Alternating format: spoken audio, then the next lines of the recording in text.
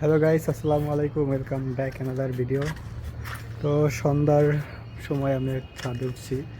চারপাশের পরিবেশটা বেশ নির্জন, ঝুমঝাম শব্দ আসছে।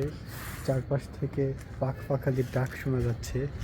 আমি যদি আমার এদিকটা নিয়ে যাই, এদিকটা হলো একেবারে গাছ। আমি এখন আসছি বাসার চারতলার উপরে। তো গাছ এখান থেকে স্পর্শ করা যায় চাইলে। এগুলো হলো আকাশমণি গাছ, এদিকে পাখি যাচ্ছে। তো চারপাশে কুয়াশা আচ্ছন্ন একটা সন্ধ্যা, একটা ভালো সন্ধ্যা বলা যাচ্ছে। চারপাশে একটু ধরে ধরে ছোট ছোট বাতি জ্বলতেছে। ওই একটা চাঁদ উঠছে, যেমন দেখা যাচ্ছে চাঁদ উঠছে। এখানে একটা বাঁশ ঝোপ আছে। এখানে অনেক পাখিরা আসে।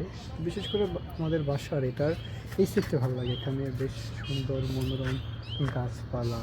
আবার বাসার উপরে ছাদ বাগান আছে।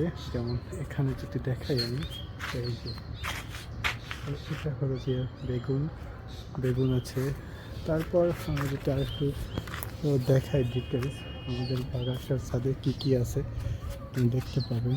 এই যে এখানে আপনি দেখতে পাচ্ছেন মরিচ গাছ আছে, এখানে ধইনা পাতা আছে। সন্ধ্যা হয়ে গেছে তো এই জন্য দেখা যাচ্ছে না ভালো মতন। এরপর এখানে টমেটো গাছ আছে। ছাদে মিষ্টি কুমড়ার গাছের চারা রোপণ করেছে, এখানে মিষ্টি কুমড়াও ধরছে। এই যে দেখা যাচ্ছে মিষ্টি কুমড়া।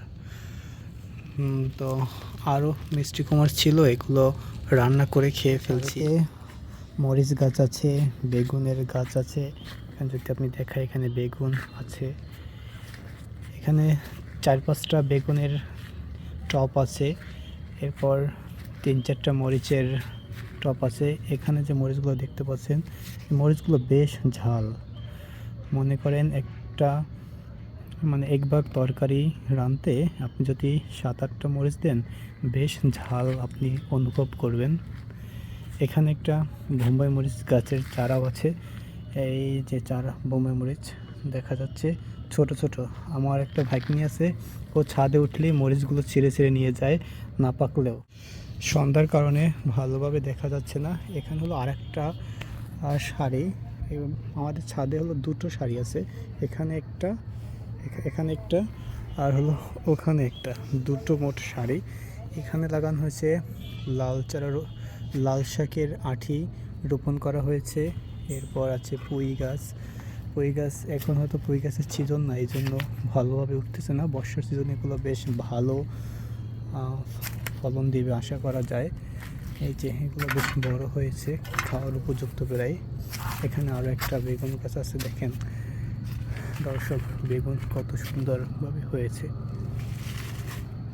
গাইস, এই ছিল আজকের দিনের ব্লগ। সন্ধ্যাবেলা এখানে পাশের তো এয়ারপোর্ট, এখান থেকে প্লেনগুলো সব ল্যান্ড করে। তো প্লেনের শব্দ শোনা যাচ্ছে এখান থেকে। তো গাইস, দেখা হবে অন্য কোনো ভিডিওতে। আল্লাহ হাফেজ, ভালো থাকুন সেই পর্যন্ত। ভিডিও করতে করতে চাঁদটা একেবারে উপরের দিকে উঠে গেছে, এখন চাঁদটা আরও বেশ সুন্দর লাগছে। আল্লাহ হাফেজ, দেখা হবে অন্য কোনো ভিডিওতে।